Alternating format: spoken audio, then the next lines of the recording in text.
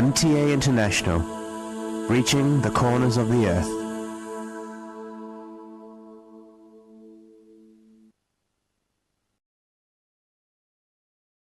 اس وقت ہم سیدنا حضرت امیر المومنین خلیفۃ المسیح رابع ایدہ اللہ تعالیٰ بنصر العزیز کا ایک تاریخی خطبہ جمعہ آپ کی خدمت میں پیش کر رہے ہیں۔ حبیبنا صلی علی محمد صلی علی حبیبنا صلی علی محمد صلی علی رسولنا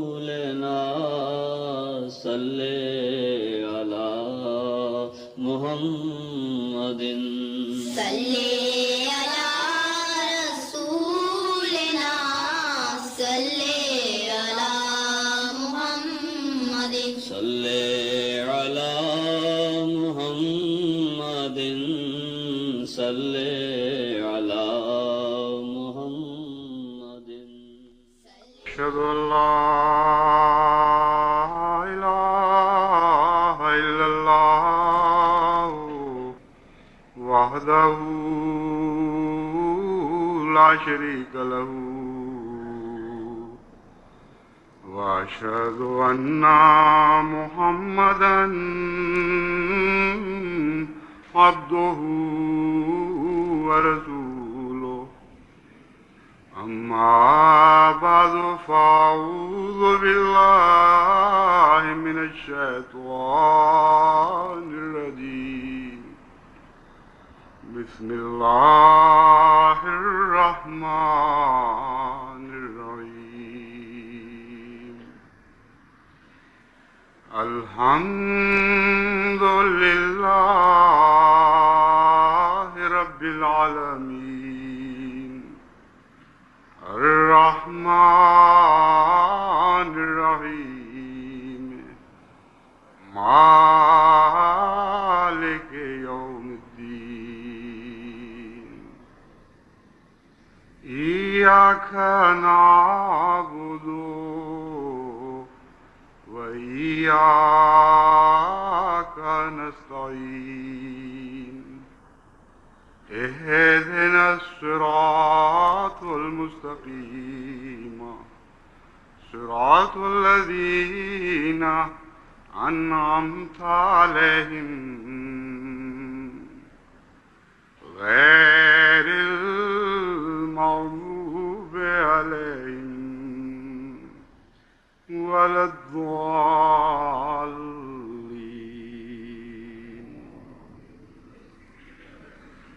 تلك الدار الآخرة نجعلها للذين لا يريدون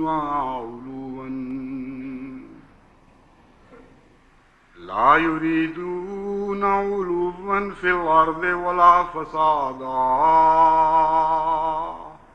والعاقبة للمتقين۔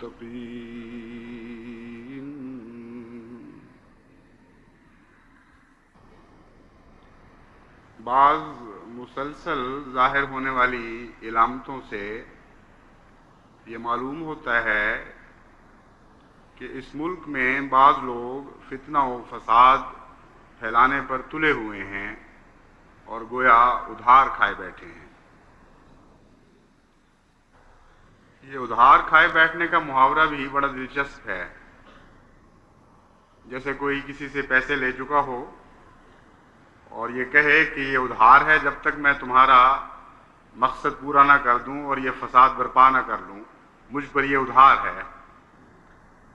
تو اللہ بہتر جانتا ہے کہ کن معنوں میں یہ محاورہ ان فساد پھیلانے والوں پر صادق آتا ہے، لیکن جہاں تک علامتوں کا تعلق ہے اس میں کوئی بھی شک نہیں کہ بہانے ڈھونڈ رہے ہیں کہ کسی طرح ہمارے عزیز اور پیارے محبوب وطن میں فساد برپا کر دیں۔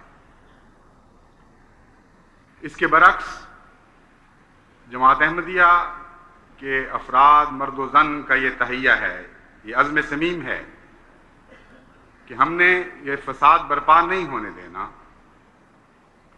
بس یہ بڑا دلچسپ مقابلہ ہے، اور جتنا لوگ آپ کو تنگ کریں، دکھ دیں، کوشش کریں کہ آپ کو فساد کا بہانہ بنایا جائے، اتنا ہی زیادہ صبر اور عزم کا نمونہ دکھانے کی ضرورت ہے، اور بیدار مغزی کے ساتھ، بڑی ذہانت کے ساتھ اس بات کو سمجھتے ہوئے کہ ملکی حالات اس بات کا تقاضا کرتے ہیں کہ اس موقع پر تاریخ کے اس سنگم میں جس میں اس وقت ہم کھڑے ہیں، کسی قیمت پر بھی فساد نہ ہونے دیا جائے۔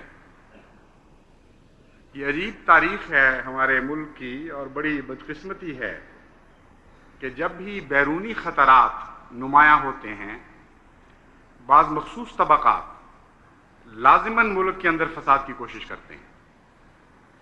وہ معلوم ہیں، وہ معروف ہیں، اور ان کی تاریخ انمٹ حقائق کے ساتھ لکھی گئی ہے اس قوم کی تاریخ میں، اور سب پہچاننے والے ان کو پہچانتے ہیں، لیکن عجیب بدقسمتی ہے کہ سب دھوکہ کھانے والے پھر بھی دھوکہ کھا جاتے ہیں۔ جب بھی اس ملک میں اندرونی فساد بپا ہوئے ہیں، لازماً ہمیشہ کوئی بیرونی خطرہ سر پہ منڈلا رہا تھا، اور اندرونی فسادات نے ان خطرات کو تقویت دی۔ اس لیے ہر محب وطن کا فرض ہے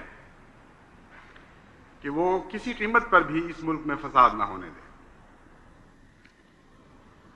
جب ہم یہ کہتے ہیں کہ محب وطن کا فرض ہے، تو صرف پاکستان کے احمدی میرے مخاطب نہیں ہیں۔ تمام دنیا کے احمدی اپنے اپنے ملک، اپنے اپنے وطن کے محب وطن ہیں، اور ہمارا یہ ایمان ہے اور یہ ہماری تعلیم ہے کہ آج دنیا کی تمام قوموں میں سب سے زیادہ سچائی اور وفا کے ساتھ اگر کوئی اپنے وطن سے محبت کرتا ہے، جس کے ایمان میں جزو ایمان بن گئی ہے وطن کی محبت، وہ جماعت احمدیہ کے افراد ہیں۔ بس اس پہلو سے اگر ہم زیادہ وسیع نظر سے دیکھیں تو ساری دنیا ہی اس وقت فسادات کا شکار ہے، اور تمام دنیا میں بعض تخریبی طاقتیں جو بڑے بڑے عظیم ملکوں سے بھی تعلق رکھتی ہیں اور نسبتاً چھوٹے ملکوں سے بھی تعلق رکھتی ہیں، وہ یعنی پوری طرح سرگرم عمل ہیں کہ کسی طرح فساد برپا ہو۔ بس کل عالمی جماعت کا اس کے مقابل پر فرض ہے کہ اپنے اپنے وطن میں ہر وہ ذریعہ اختیار کریں جس کے نتیجے میں فساد دب جائے اور فساد کا کوئی موقع پیدا نہ ہو۔ لیکن بہرحال یہ بھی ایک حقیقت ہے، اس سے انکار نہیں کہ ہماری جماعت کمزور ہے، محدود طاقت رکھتی ہے، محدود اثر رکھتی ہے، اور ہماری ہر امن کی کوشش ضرور نہیں کہ کامیاب ہو۔ یہ تو ہو سکتا ہے کہ احمدی صبر کا انتہا سے زیادہ نمونہ دکھائیں، لیکن اس بات کی ضمانت پھر بھی نہیں کہ دنیا میں فساد برپا نہ ہو، کیونکہ جو لوگ فساد پر تل جاتے ہیں وہ عجیب و غریب بہانے ڈھونڈتے ہیں۔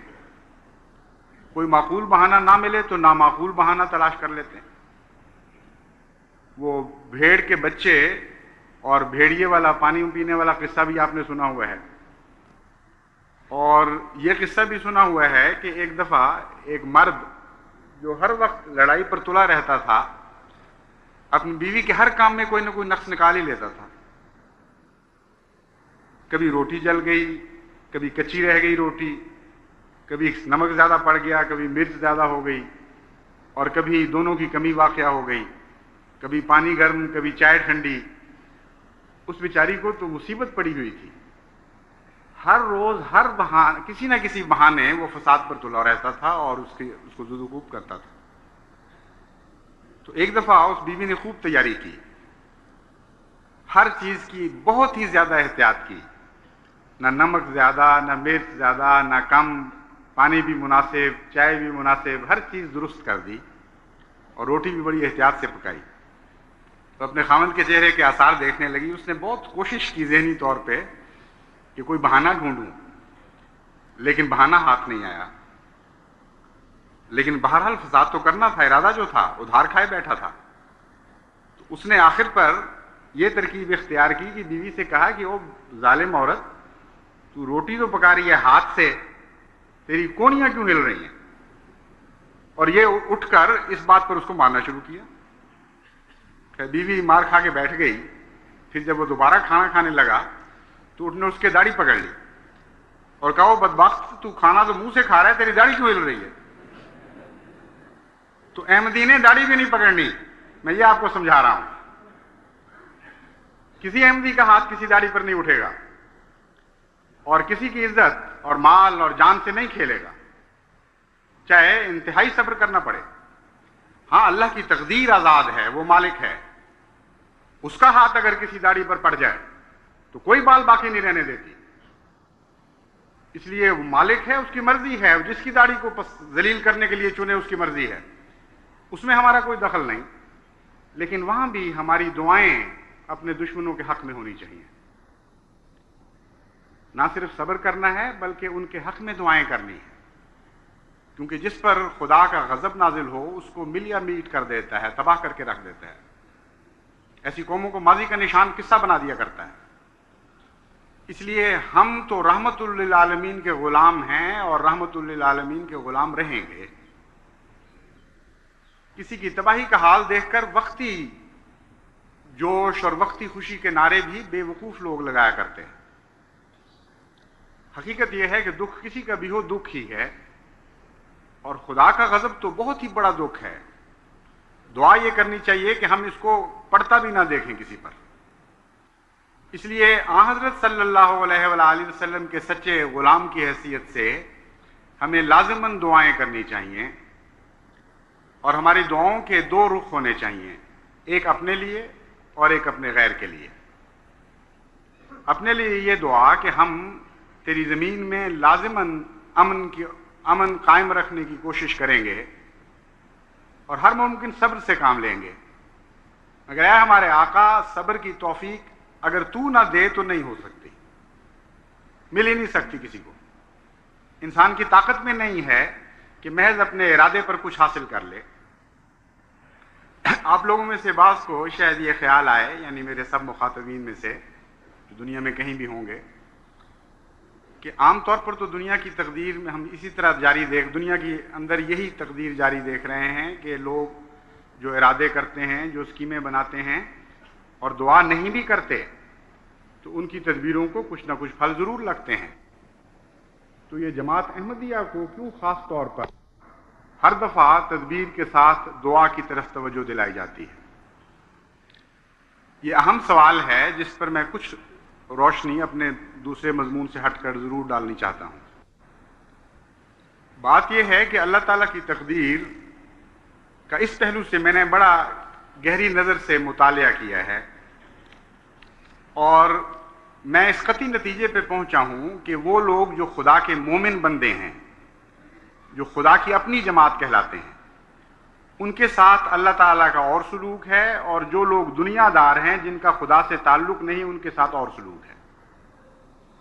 جو کٹ کر دنیا کے ہو چکے ہوتے ہیں ان کے لیے عام قانون جاری ہے، جو وہ کوشش کرتے ہیں اس کوشش میں اگر حکمت شامل ہو، محنت شامل ہو تو اس کو عام دنیا کے دستور کے مطابق پھل لگتے رہتے ہیں۔ مگر جن کو خدا اپنا بنا لیتا ہے ان کی بار بار توجہ اپنی طرف مبذول کرنی چاہتا ہے، ان کو بتانا چاہتا ہے کہ میں تمہارا ہوں اور میرے بغیر تم کچھ بھی نہیں ہو۔ اس لیے ان کی عام کوششیں بھی ناکام ہو جایا کرتی ہیں اگر وہ دعا نہ کریں۔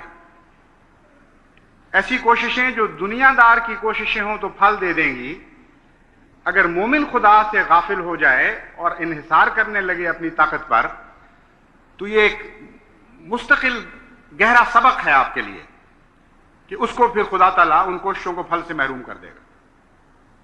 تاریخ اسلام کے مطالعے سے بھی یہی سبق ملتا ہے، تاریخ احمدیت کے مطالعے سے یہی سبق ملتا ہے، اور روزمرہ کی زندگی میں اگر آپ باریک نظر سے مطالعہ کریں اپنے حالات کا تو آپ ضرور اسی نتیجے پہ پہنچیں گے کہ آپ چونکہ اللہ کے بندے ہیں اور اللہ آپ کا اپنے ساتھ گہرا تعلق دیکھنا چاہتا ہے، اس لیے آپ کی عام کوششوں کو اپنے فضل کے ساتھ اس گہرے رابطے کے ساتھ منسلک کر چکا ہے کہ وہ رابطہ آپ ٹوٹ نہیں سکتا۔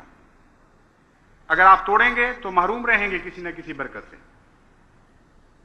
بسا اوقات میں نے دیکھا ہے کہ بعض کوششیں بہت اچھی کی جاتی ہیں، بڑی محنت سے کی جاتی ہیں، اگر غفلت سے دعا سے توجہ ذرا ہٹ جائے یا کم ہو جائے تو الٹ نتیجے ظاہر ہونے شروع ہو جاتے ہیں، اور جو ہی دعا کی طرف توجہ مبذول ہوتی ہے وہ ساری باتیں ٹھیک بیٹھنے لگ جاتی ہیں۔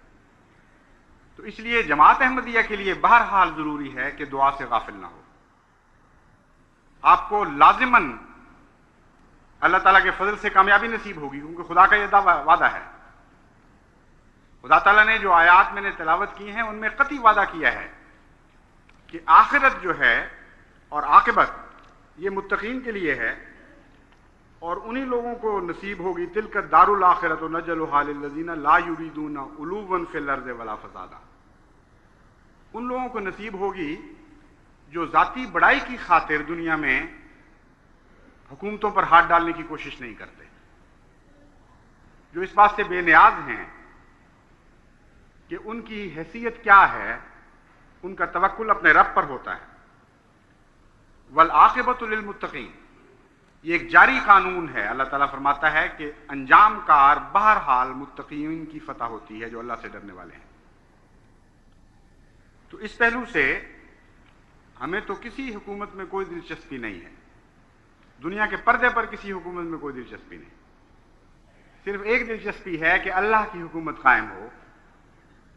ہمارا تاج رضوان یار کا تاج ہے، ہماری بادشاہت الہی بادشاہت ہے، اور اس معاملے میں ہمارا رقیبی اور کوئی نہیں، تنہا ہم میدان میں ہیں،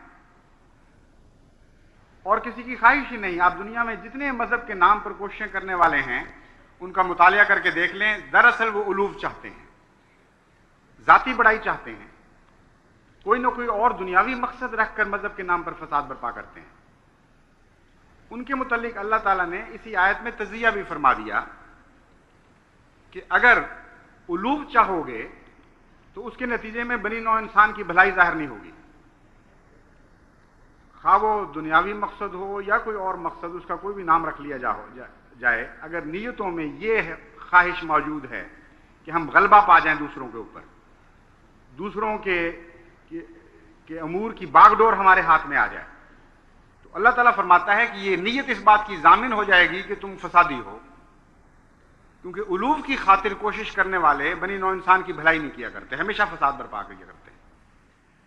تو اس پہلو سے جماعت احمدیہ مستثنا ہے کلیتاً، کیونکہ جماعت احمدیہ علوف کی خواہش ہی کوئی نہیں رکھتی، وہ صرف اللہ کی رضا کی خواہش رکھتی ہے، وہ خدا کی حکومت کے قیام کے لیے کوشاں ہے، وہ یہ چاہتی ہے کہ کسی طرح رضوان یار حاصل ہو جائے۔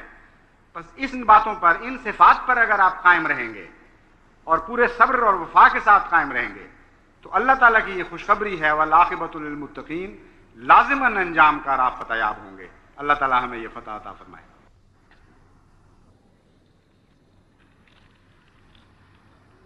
الحمدللہ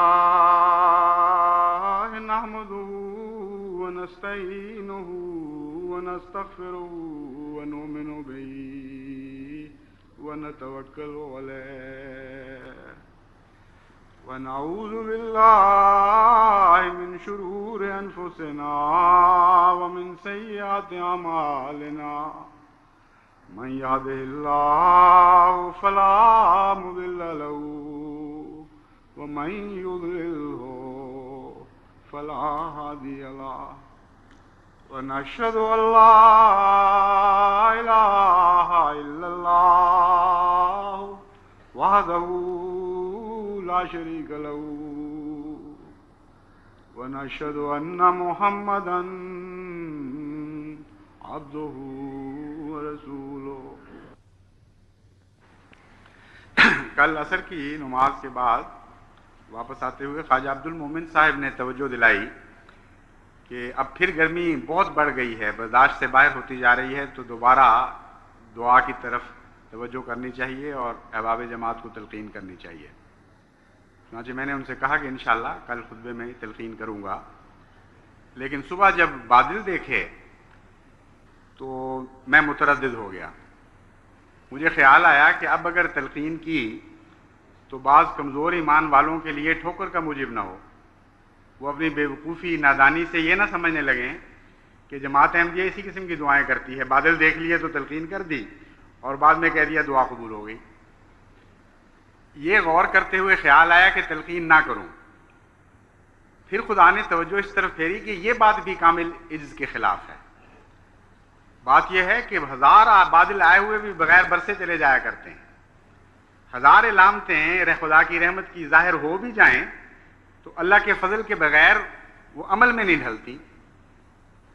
اس لیے قطع نظر اس کے کہ کوئی ٹھوکر کھاتا ہے نہیں کھاتا، تم اپنے خدا سے اپنے معاملات صاف اور سیدھے رکھو اور عجز کے مقام سے نہ ہٹو. چنانچہ میں نے ارادہ کیا کہ لازماً تحریک کروں گا. اور اس کے ساتھ ہی مجھے اپنا ایک پرانا واقعہ بھی یاد آ گیا، شاید پہلے بھی بتا چکا ہوں لیکن ہے دلچسپ. ایک دفعہ ہم ڈلہوزی گئے اس نیت سے کہ برف دیکھیں گے. 6-7 بچے تھے. حضرت مسلم موعود نے ہمارے ساتھ ایک مربی بھیج دیے منتظم، اور ہمیں برف دیکھنے کے لیے بھجوا دیا. جب ہم جا رہے تھے تو رستے میں ایک پرانے پہاڑی آدمی نے جو ہمارے ساتھ ہی بس میں بیٹھا ہوا تھا، اس نے باتوں کے دوران کہا کہ آج کل موسم ایسا ہے کہ برف ضرور پڑتی ہے. بادل آ جائیں صحیح، برف ضرور پڑ جائے گی، لیکن اگر بادل نہ ہوں گے تو پھر کچھ نہیں ہو سکتا. تو اپنی نادانی میں، اور میں سمجھتا ہوں کہ اس نادانی نے ایک بڑا گہرا سبق عطا کر دیا، اس لیے بری نادانی نہیں تھی. اپنی نادانی میں ہم نے یہ دعا کی کہ اے اللہ میاں بادل تو بھیج دے، برف ہم آپ ہی بنا لیں گے. اور 7 دن وہاں ٹھہرے ہیں، سورج کا منہ نہیں دیکھا، مسلسل بادل رہے، اولے برسے ہیں، برف کا ایک فلیک نہیں گرا. اللہ تعالیٰ یہ بتانا چاہتا تھا کہ یہ بادل، یہ علامتیں، یہ کیا چیزیں ہیں؟ میرے غلام در ہیں، میرے تابع فرمان ہیں. میں حکم دوں گا تو کچھ کریں گے، اس کے بغیر کچھ نہیں کر سکتے. تو اس وقت سے ایک مستقل سبق مجھے میسر آ گیا کہ اصل بندے کا مقام یہ ہے کہ وہ دعا کرے اور ظاہری علامتوں پر انحصار نہ کرے. بس اب پھر ہمیں دعا کرنی چاہیے کہ اللہ رحم اور فضل کی بارش برسائے، موسم کو غربا، خصوصاً غربا کے لیے تبدیل کر دے. عمرا کو تو پھر بھی کچھ نہ کچھ سہولتیں حاصل ہوتی ہیں. یہاں ربا میں جو میں نے جائزہ لیا ہے، غربا کے مکان کی ایسی ناگفتہ بے حالت ہے کہ بہت ہی خطرناک حالات میں وہ زندگی بسر کر رہے ہیں. تو ان کا نام لے کر اگر دعا کریں تو شاید امیروں کو بھی فائدہ پہنچ جائے. ساتھ ہی وہ تو پہنچنا ہی ہے. تو اللہ تعالیٰ فضل فرمائے. عباد اللہ رحمکم اللہ، ان اللہ یامر بالعدل والاحسان وایتاء ذی القربی وینہی عن الفحشاء والمنکر والبغی یعظکم لعلکم تذکرون.